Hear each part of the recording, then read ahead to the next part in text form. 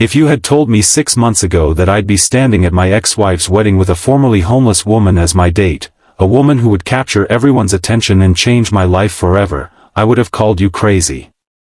But life has a way of writing stories stranger than fiction.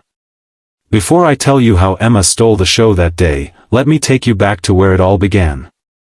And if you enjoy these real-life stories of unexpected connections and second chances, make sure to hit that like button and subscribe for more heartwarming content that reminds us all of the magic that happens when we open our hearts to others. My name is James Calloway, and for 3 years after my divorce from Rebecca, I had been struggling to find my footing. At 42, I was a single dad to our 13-year-old daughter Lily, working as an architectural engineer, and living in a modest 3-bedroom house in a suburb outside of Chicago.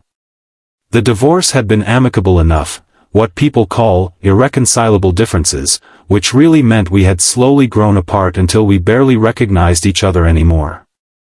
I had primary custody of Lily, who visited Rebecca every other weekend. We maintained a cordial relationship for our daughter's sake, though it wasn't always easy. Rebecca had moved on quickly, dating a successful real estate developer named Daniel within months of our separation. When the wedding invitation arrived in the mail one chilly October afternoon, I stared at the elegant cream-colored card with gold embossing for a long time, feeling a complicated mix of emotions I couldn't quite name. "You should bring a date, Dad," Lily said, peering over my shoulder at the invitation. She had her mother's intuitive nature and my analytical mind, a combination that made her wise beyond her years. "I don't think so, sweetheart. It's not that kind of event for me. Mom would want you to. She feels bad that you're alone." That stung more than I wanted to admit. I didn't need Rebecca's pity, and I certainly didn't need to parade a date in front of her to prove I was doing fine. But the truth was, I wasn't doing fine. Not really. I had thrown myself into work and fatherhood, avoiding anything that resembled a personal life. My colleagues had stopped inviting me to happy hours. My dating app profiles had been deleted months ago after a string of awkward first dates that led nowhere.